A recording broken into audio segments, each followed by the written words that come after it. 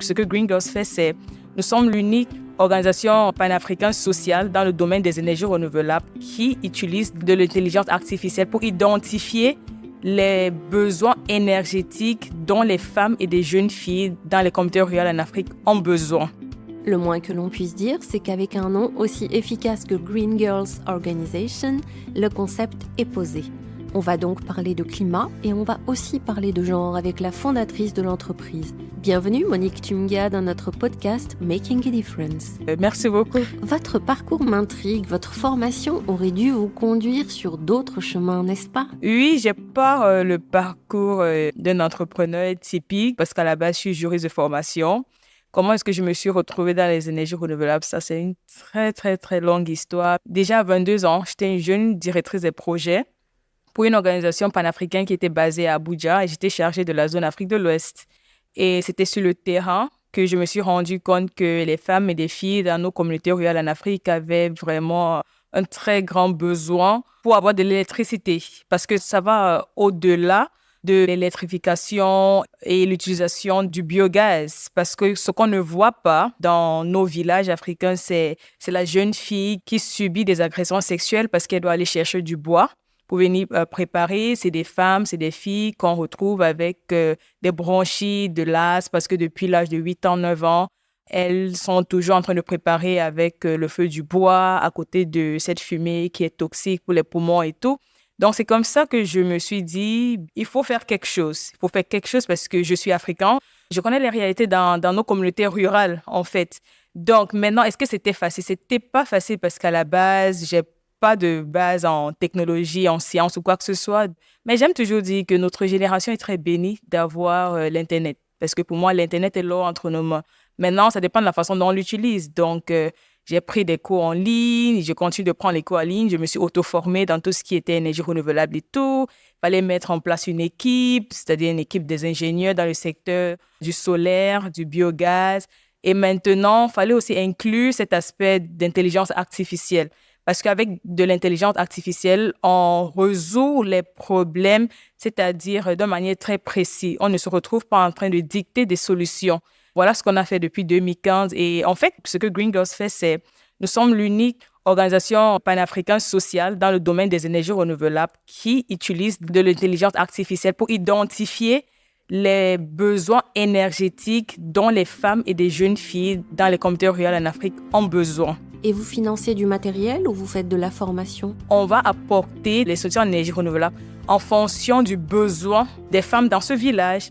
Parce qu'il y a des communautés où les activités des femmes, c'est porcherie, avoir des poulaillers et tout. Dans ce type de contexte, avec notre algorithme, ça serait plus évident de construire des biodigesteurs pour utiliser les déchets organiques pour pouvoir avoir du biogaz. Maintenant, par exemple, dans le nord du Cameroun, les régions d'Adamawa, de l'extrême nord, il y a du soleil toute l'année, mais il y a un très grand problème d'électrification. Donc là, on a fait que des installations solaires pour pouvoir apporter de l'électricité pour ces femmes. Parce que ça va au-delà de l'électricité. C'est les filles qui vont toujours aller à l'école, qui vont pouvoir étudier la nuit, ainsi de suite. Et on ne s'arrête pas seulement là. La deuxième partie de notre travail consiste à former ces femmes et ces filles. Dans les formations solaires, c'est leur apprendre comment assembler des kits solaires. Et puis, on crée des marchés pour revendre ces kits solaires. Égale 70% du revenu, donc à 30% du revenu. Et ce revenu est managé par ce qu'on appelle les caisses coopératives, ce qu'on appelle aussi les credit unions. Parce que les credit unions sont vraiment un moyen de promouvoir le développement dans le contexte rural parce qu'on ne va pas demander aux femmes d'avoir des biens pour pouvoir avoir accès au financement, pour avoir des petites micro-PME, si on peut le dire comme ça. Et puis, dans les formations du biogaz, on va montrer aux femmes comment entretenir les biodigesteurs, comment faire la collecte de l'engrais bio, qui est ce qu'on appelle un byproduct. Quand tu construis des biodigesteurs, un byproduct qui est l'engrais bio peut être utilisé dans les champs. On les montre comment faire le packaging de cet engrais bio. On crée des marchés pour elles pour revendre cet engrais bio aux gens qui font de l'élevage, qui font de la culture organique, l'agriculture organique, parce que les produits bio coûtent 3 à 5 fois plus que les produits qu'on utilise, l'engrais chimique. Donc, en gros, voilà ce que Green Girls fait. Et ce qu'on a fait au Cameroun, on l'a fait dans 5 autres pays africains. Justement, vous avez évoqué l'intelligence artificielle et je suis très curieuse d'en savoir un peu plus. Alors, je vais prononcer le nom de code MNKB 92 modèle, c'est joli, non? MNKB 92, oui. C'est le nom de l'algorithme que vous avez mis en place, c'est ça? Oui, qu'on a protégé. On dirait une formule magique ou quelque chose comme une fusée qui va décoller. Dans l'équipe, on dit que c'est notre formule de Coca-Cola. Alors, à quoi vous sert cet algorithme? Expliquez-nous en quoi il est si précieux. Alors, tout le monde veut savoir comment cet algorithme fonctionne. Donc, cet algorithme nous permet d'identifier le problème énergétique. Déjà, il faut savoir que 2 communautés rurales en Afrique ne sont pas pareilles. Le fait que peut-être au Cameroun, dans la région du centre, je prends juste l'exemple, on va impacter, disons, 18 villages. Ça ne veut pas dire que dans ces 18 villages, on va faire le même type de formation, le même type d'installation et tout. Non, ça va dépendre des besoins énergétiques de cette communauté en fonction de beaucoup de choses. Par exemple, si l'algorithme nous permet de savoir qu'il faut construire des biodigesteurs, il va falloir savoir quel type de sol. Il y a des villages qui sont plus marécageux, il y a des villages, le sol est plus sec. En fait, ça dépend. L'algorithme va nous permettre déjà d'avoir des données parce que l'Afrique a un problème de données. L'Afrique n'a pas de data. Et quand on collecte ce data, ça nous permet d'apporter des solutions précises. Donc, on ne se retrouve pas en train de dicter des solutions parce qu'en fait, ça, c'est le cercle vicieux de beaucoup d'organismes internationaux. Ils ont accès au financement et ils se disent « Ah bah tiens, on pense que voici ce que cette communauté rurale en Afrique a besoin. » Oh, c'est pas ça. En fait, c'est ça le but, d'inclure les technologies modernes pour pouvoir résoudre des problèmes dont on va faire face dans le monde. Vous écoutez Making a Difference, le podcast qui raconte l'histoire d'une Afrique dynamique.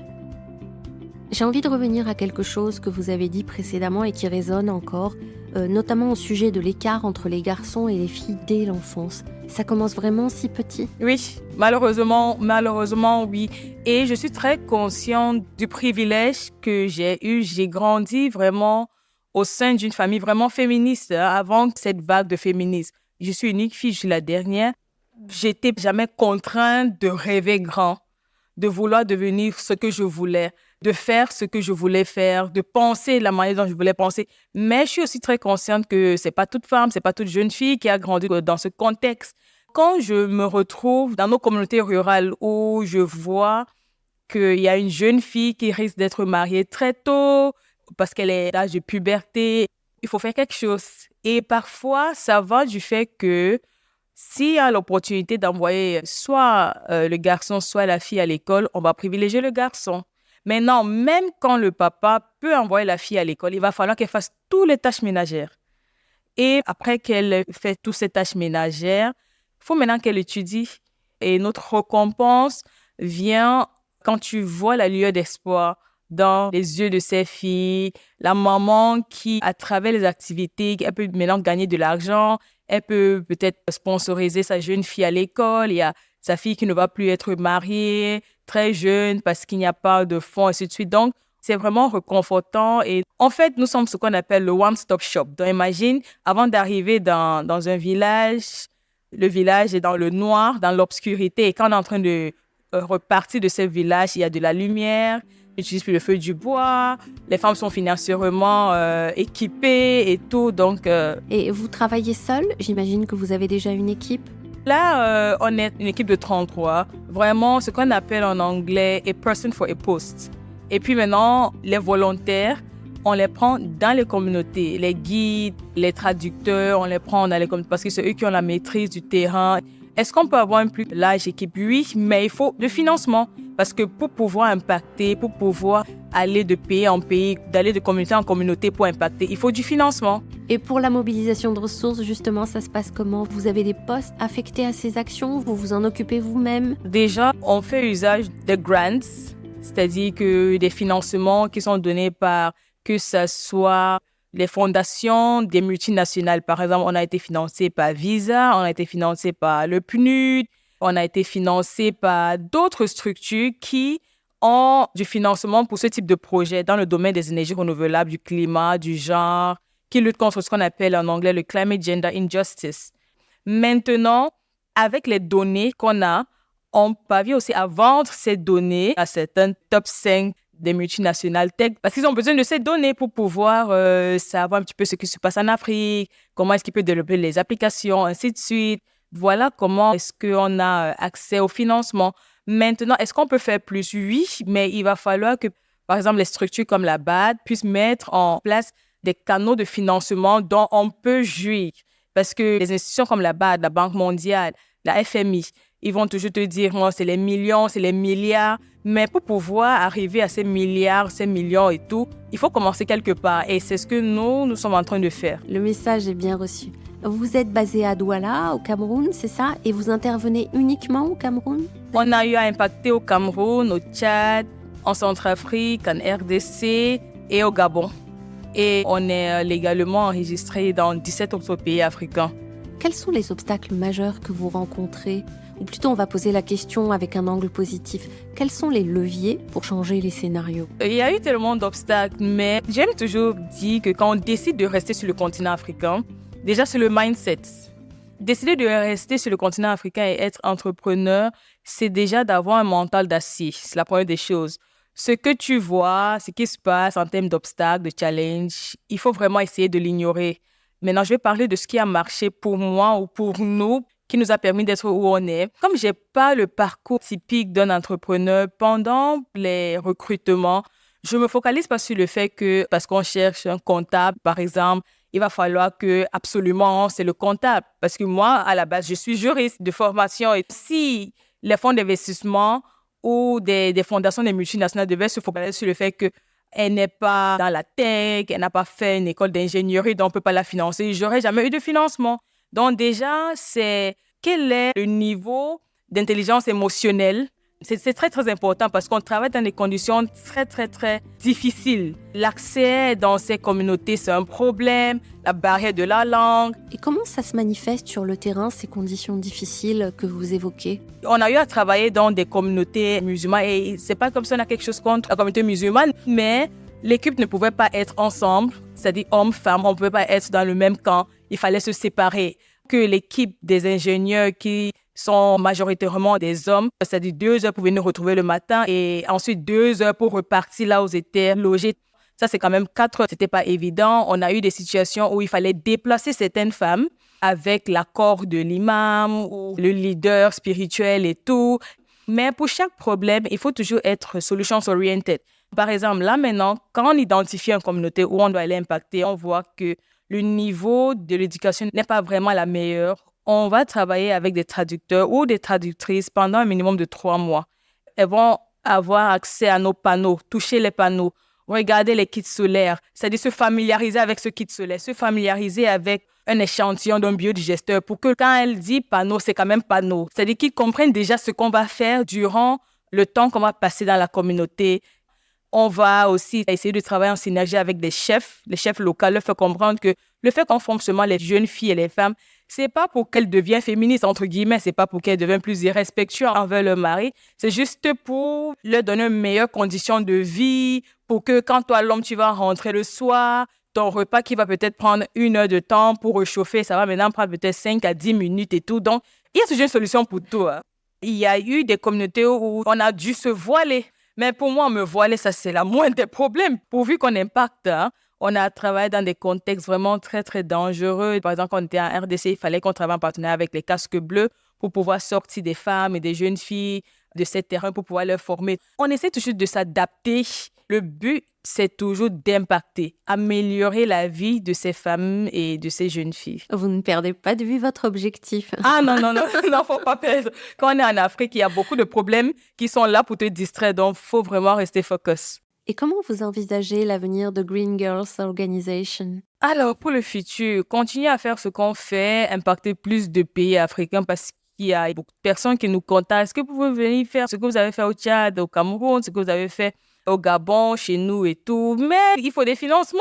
Déjà, si on doit avoir des bureaux vraiment physiques dans chaque pays, tout ça, c'est les coûts parce qu'il va falloir payer la location, payer les factures et tout, le staff qui va être sur place. Pour le moment, on peut se déplacer pour aller impacter en fonction du budget, en fonction du financement. Mais non, pour avoir une présence physique dans un pays, pour pouvoir dire on a un bureau physique et tout. Oui, c'est une autre structure en fait. Là, votre richesse, c'est entre autres les données. C'est ce qui vous permet d'avoir une action fine sur les problèmes. Et le fait qu'on est toujours en train d'innover, c'est pas le fait qu'on a eu à impacter dans 5 pays africains, qu'on va se dire on maîtrise déjà comment est-ce qu'on va résoudre ce problème. d'avoir accès aux énergies renouvelables des femmes et des jeunes filles dans les communautés rurales en Afrique, c'est toujours comment est-ce qu'on peut mieux faire, comment est-ce qu'on peut innover. Donc vous êtes les seuls à avoir mis en place cet algorithme décisionnel. Oui. Et vous avez des retours sur son efficacité? Oui, en interne, il y a de très bons retours. Si l'algorithme ne marchait pas, on ne devait pas avoir autant d'impact. Ah, je reconnais que c'est un argument. Eh bien, on souhaite à cet algorithme de protéger autant que possible la santé et l'éducation des jeunes africaines et de leurs mères. C'était Monique Tumga, entrepreneure inclusive à la tête de Green Girls Organization, au micro de Mina Mamri. Vous écoutez Making a Difference, le podcast de la Banque africaine de développement, le podcast qui raconte l'histoire d'une Afrique dynamique. Retrouvez tous nos épisodes sur notre site web et sur toutes les plateformes auxquelles vous êtes abonnés. Suivez-nous sur les réseaux sociaux, X, Facebook et LinkedIn. Vous pouvez nous laisser vos commentaires et suggérer des thèmes pour les prochains épisodes.